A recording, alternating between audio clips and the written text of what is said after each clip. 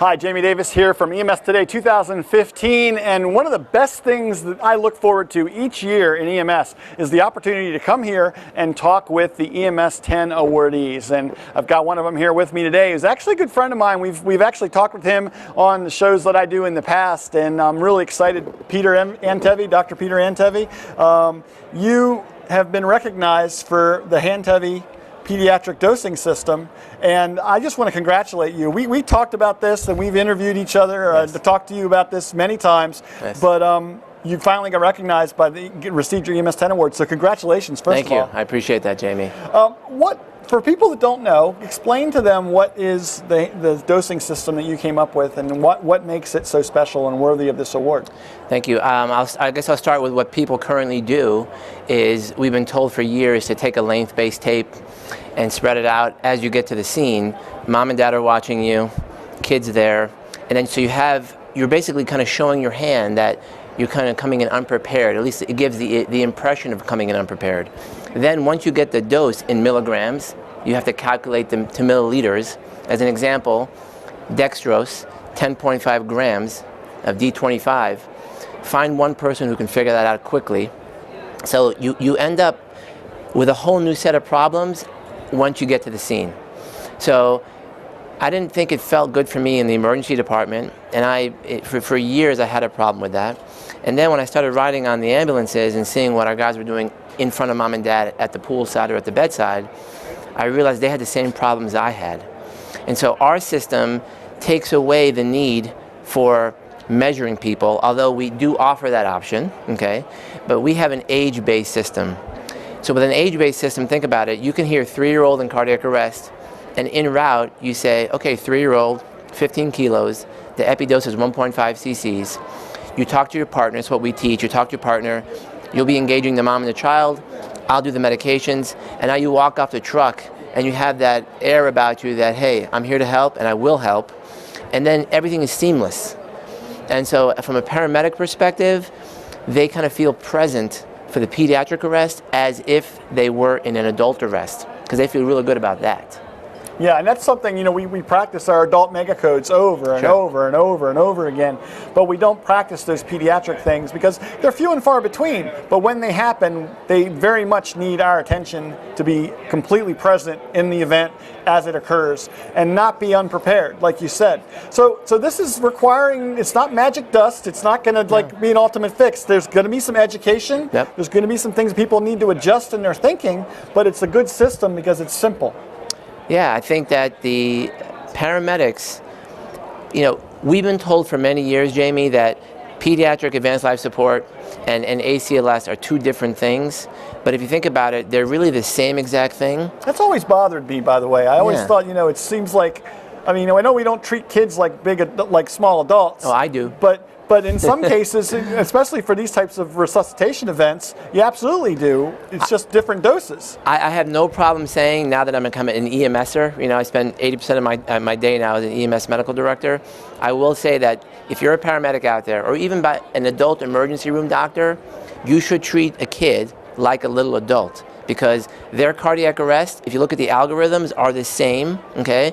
When you get off scene, it's still, bagging if you have to, chest compressions, maybe drilling their bones, giving them some epi, giving amiodarone. It's the same exact thing. For asthma, we give epi, we give albuterol, we give magnesium. Sound familiar? It's the same. Yeah. So we are finally taking that perception of pediatrics, and we're kind of we're getting people, we're taking entire agencies and making them feel very differently about pediatrics. But for me, the most important thing are the outcomes. And we just got some outcomes that reported back to me from Polk County, Florida, who's been using our system. They had, in the year of 2013, they had a 6% ROSC rate, and of those, 0% walked out of the hospital, okay? Okay. He just sent me his data. 36% ROSC rate, and of those, 77% of those walked out of the hospital. That's amazing. And this is not in a major big city. We have big cities using our product, and now they're collecting data, but to see data like this coming back, and we're going to get Miami-Dade's data, and we're going to be doing Denver and Honolulu and big agencies. I hope to be sitting here next year to report that we've made a significant improvement in pediatric outcomes. I mean, that's what I think my mission in this life is to do. Oh, I think so, and I think people should understand that you are all about the data. I mean, yep. You put this system in place, but you've also been actively studying its effects. Like you said, you know the data, and you're waiting for more data to come in. And what do you expect? Is there anything you think might change, or anything that you might adjust based upon the data that you're starting to see come in, or does it look like it's all heading in the right direction? You know, it's heading in the right direction, but what has to be adjusted is how people kind of operate on scene, if you will. And people need to stay on scene to treat even, I mean, listen, there are simple things that really you don't have to stay on scene for, but then there are the things that if you don't fix them right now, you're not going to have a good outcome. And so I would like to see a major shift towards people staying on scene when they have to, because you could wait an extra 2 or 3 minutes, Jamie, and the outcome is different. We had a kid named Alejandro. He fell into a pool, and the paramedic, her name was Tammy Napoles, was on scene, and she decided, I'm going to do this right here. They used our educational system, but they talked about it before they got there. They got on scene, and they got him back. They got a ROSC. Now, he ended up being in a coma for 9 days and the whole thing, but if she wouldn't have spent those couple of minutes on scene, those 2 or 3 extra minutes, he would have been alive, but with a G-tube and a trach, and mom at home with a $250,000 insurance bill every year. This kid is running around playing soccer again. That's great.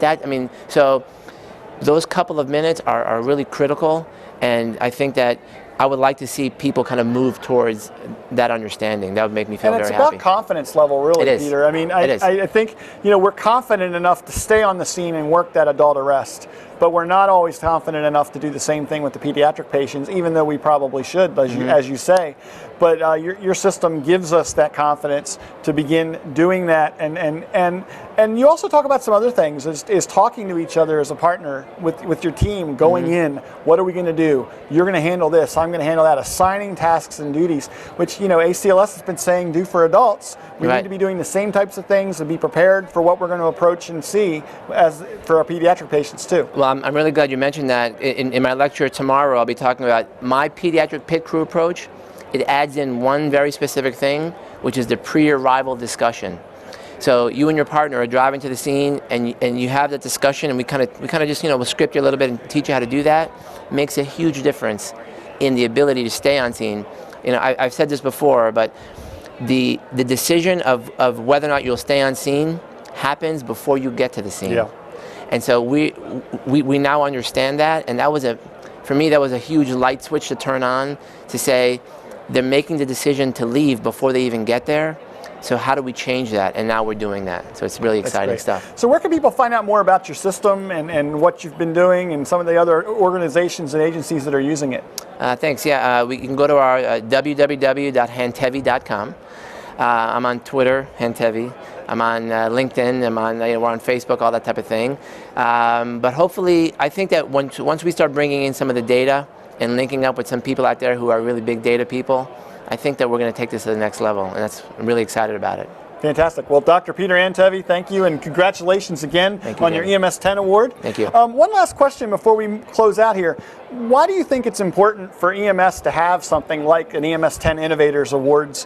What does it mean for the whole of EMS to recognize people like yourself and paramedics? It's not just the doctors we're recognizing, but anybody who's innovating. Why that's important? I'll tell you what, normally I like to shy away from the recognition and so forth, but it's very interesting that here I am, I'm a physician, and now I'm an EMSer, I'm a medical director, and I have a lot of colleagues who look at me and say, okay, you're an academic kind of guy, and then when you develop a product, Jamie, and you kind of go to the other side, it's very difficult. At least it was difficult for me, because I'm really like an academic person who wants to do the data.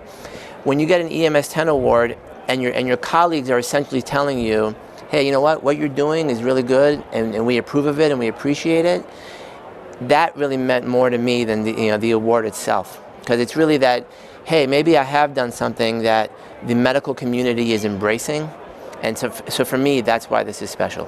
Fantastic.